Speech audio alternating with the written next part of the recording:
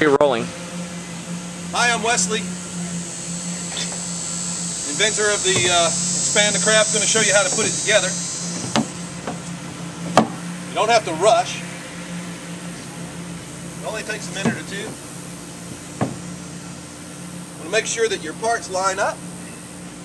Just push them right together. Keeping the joints clean so that you don't have sand, grit in the joints.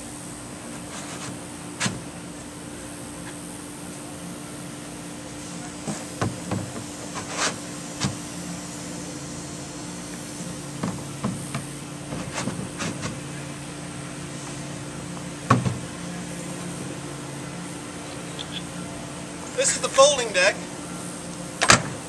Has aluminum framework underneath. It's not a rudder, but rather a skeg, just to keep you going straight in the wind. These bungees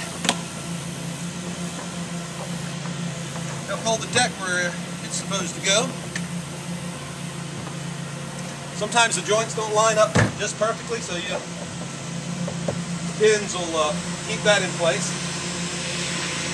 Let your foot rest.